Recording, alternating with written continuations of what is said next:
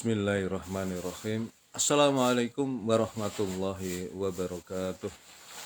Alhamdulillah. Alhamdulillahirabbil alamin. Wassalatu wassalamu asrofil anbiya'i wal mursalin Sayyidina Muhammadin wa ala alihi wa sahbihi ajma'in. Rabbi shrahli sadri wa yassirli amri wahlul 'uqdatam min lisani yafqahu qawli. Halo teman-teman sekalian, sahabat yang mulia, apa kabar? Alhamdulillah, kita berjumpa lagi di dunia maya dalam keadaan sehat walafiat, dan oleh karena itu jangan pernah lupa untuk selalu bersyukur kepada Allah Subhanahu wa taala atas segala karunia yang telah dilimpahkan kepada kita yang begitu banyak dan mustahil kita bisa menghitungnya. Di antaranya adalah karunia kesehatan, karunia kesempatan, karunia umur panjang yang barokah, dan tentu karunia yang paling agung adalah karunia iman dan Islam. Karena dengan keduanya itulah kita akan selamat fit dunia wal akhirah. Salawat serta salam semoga senantiasa terlimpahkan, tercurahkan kepada uswatun hasanah kita, baginda Rasulullah Muhammad sallallahu alaihi wasallam beserta keluarganya, para sahabatnya, dan semua pengikutnya, termasuk kita yang tentu mengharapkan sahabat beliau kelak di yaumil kiamah. Teman-teman sekalian, alhamdulillah di pagi yang cerah ini pada subuh kita bisa kembali hadir, ya, saya kembali hadir untuk menyapa dan sekaligus menyampaikan nasihat untuk diri sendiri dan mudah-mudahan juga bermanfaat untuk teman-teman sekalian. Pagi ini yang akan saya angkat adalah beberapa waktu yang lalu ada berita yang viral dan mengejutkan, khususnya bagi umat Islam, ya. Sesuatu yang sebenarnya memprihatinkan, ya. Ini dunia politik tetapi merambah atau merangsek ke wilayah agama. Jadi berita yang saya maksud adalah tentu teman-teman tahu, ya, Partai Perindo, ya, Partai Perindo, ya. Siapa ketuanya? Ketuanya itu Haritano, ya. Dan dia adalah kafir, ya. Dia kafir karena memang non muslim. Nah, yang mengejutkan dan memprihatinkan adalah sebagai ketua umum Perindo, ya, Haritano ini, ya, hadir di sebuah masjid yang megah besar. Dalam rangka apa? Dalam rangka melantik, ya, ini luar biasa ini, melantik majelis dzikir. Nah, bayangkan seorang kafir datang ke masjid, ya, melantik, ya, dia yang melantik, ya, majelis dzikir, ya, Partai Perindo, ya, yang dipimpin oleh TGB. Tahu TGB kan? Tuan Guru Bajang, ya, dulu pernah menjadi gubernur NTB termuda yang fenomenal karena beliau ini hafal Al-Quran, ya.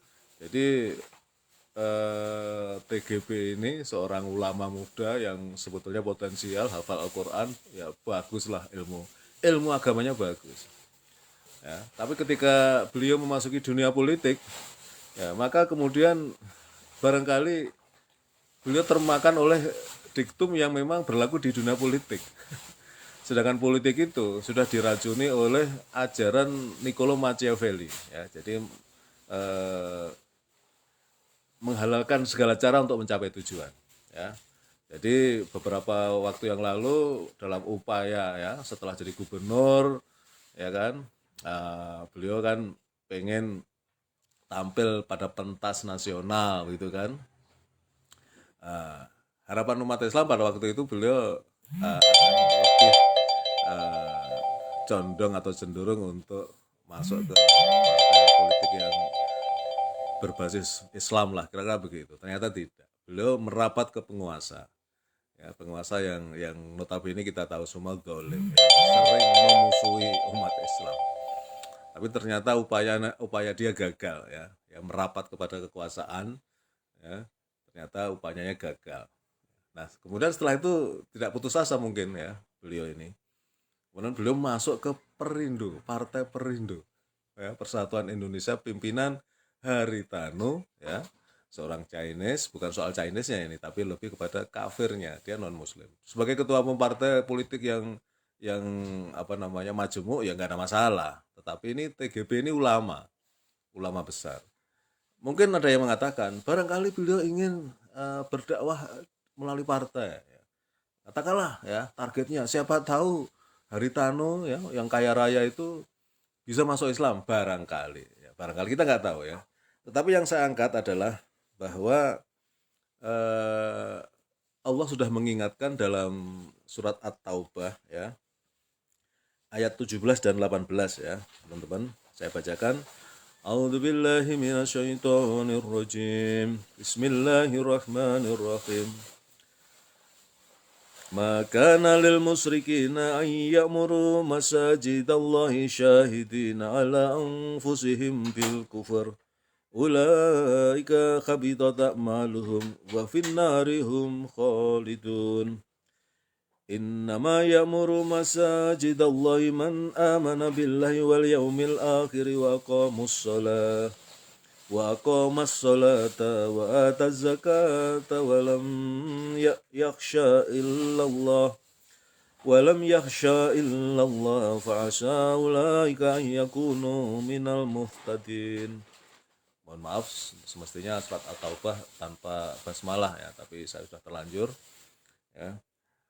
Nah, sekarang saya bacakan artinya ya, ayat 17 tadi, tidaklah pantas orang-orang musyrik ya memakmurkan masjid Allah ya.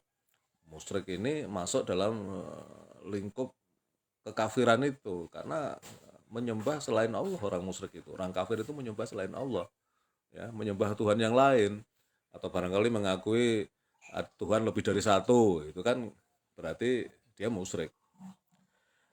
Tidaklah pantas orang-orang musyrik memakmurkan masjid Allah padahal mereka mengakui bahwa mereka sendiri kafir. Ya kan?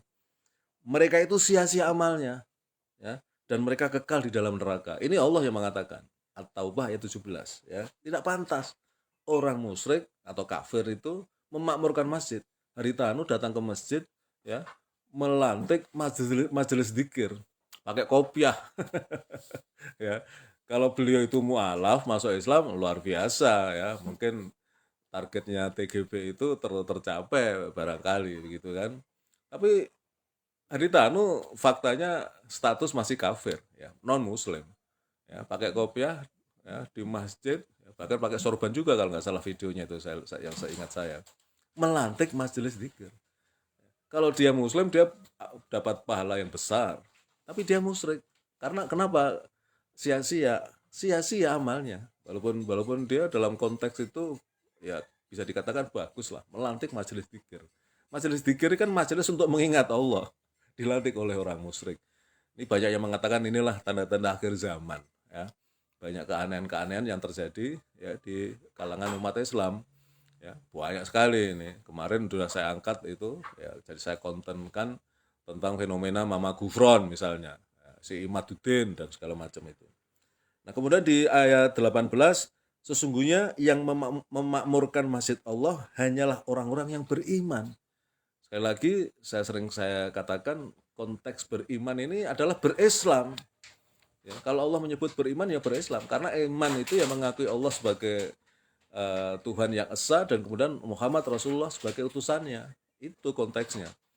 Ya. Jadi walaupun agama lain orang non muslim juga mengatakan kami juga punya iman, kami beriman ya, tapi itu tidak dalam lingkup domain yang disebut oleh Allah ya. Kata beriman adalah berislam. Ya, orang-orang yang beriman kepada Allah dan hari kemudian serta tetap melaksanakan sholat. Sholat ini kan ajaran Islam, syariat Islam. Kemudian menunaikan zakat, syariat Islam itu, rukun Islam. Dan tidak takut kepada apapun kecuali kepada Allah. Maka mudah-mudahan mereka termasuk orang-orang yang mendapat petunjuk. Nah, ini teman-teman sekalian ya. Jadi saya angkat ini untuk mengingatkan kita semua ya. Sekarang fenomena seperti itu banyak itu. Tidak hanya Haritanu ya. Beberapa waktu lalu viral si advokat yang miliarder itu kan, Hotman Paris Hutapea itu juga datang ke masjid ya, karena dia dirangkul oleh ormas Islam yang besar lah ya, Nggak tahu cari duitnya doang atau dalam rangka supaya si Hotman ini masuk Islam. Kita nggak tahu. Niat-niat itu nggak tahu. Hanya Allah aja yang tahu dan mereka sendiri yang tahu. Ya. Dan banyak lagi. Termasuk apa namanya menteri yang super power itu ya, si Opong itu sering ke masjid juga itu. Sering ke masjid itu. Ya, orang kafir, orang musyrik ke masjid. Walaupun mereka itu di situ berbuat kebaikan lah, katakanlah berbuat kebaikan, ya, tetapi sia-sia karena kemusyrikan mereka, ya, karena Allah sudah menegaskan dalam surat At-Taubah ayat 7 dan ayat 17 dan ayat 18, ya, ayat 17 dan ayat 18, tidak pantas orang musyrik itu memakmurkan masjid, padahal mereka mengakui bahwa mereka sendiri kafir karena keyakinan agamanya masih kafir, ya, tidak mengakui Allah sebagai Tuhan yang esa dan Rasulullah Muhammad sebagai utusannya, ya. Jadi sia-sia amalnya, sia-sia, ya. Sehebat apapun amal kebaikannya itu sia-sia. Ada yang mengatakan dengan terminologi di akhirat bangkrut, bangkrut. Nah, kemudian Allah menegaskan bahwa sesungguhnya yang memakmurkan masjid Allah itu hanya orang-orang yang beriman. Dan sekali lagi beriman itu berarti berislam. Karena Allah kemudian melanjutkan, ya, beriman kepada Allah dan hari kemudian, ini juga rukun iman kan, memang rukun iman mengakui Allah sebagai Tuhan, ya, kemudian mengakui hari akhir, serta tetap melaksanakan sholat, ini syariat Islam, rukun Islam, menunaikan zakat dan tidak takut kepada apapun kecuali kepada Allah. Maka mudah-mudahan mereka termasuk orang-orang yang mendapat petunjuk. Ini teman-teman, ya, yang ingin saya sampaikan, dan mudah-mudahan ke depan ya tidak terjadi lagi hal semacam ini. Paling tidak kita yang masih sadar, ya, tidak kemudian larut, apalagi terjerembab kepada jebakan-jebakan seperti itu, ya. Jadi saya tidak tahu, banyak di kalangan ulama kita tahu misalnya siapa itu siapa itu Ucup yang Yusuf Mansur. Saya tahunya Ucup. Yusuf Mansur juga masuk ke partai yang, ya, katakanlah liberal, bahkan sering memusuhi Islam, ya. Kalau nggak salah masuk PSI itu, ya, yang sering kali sudah menegaskan, menyatakan pernyataan-pernyataan politiknya itu anti Islam.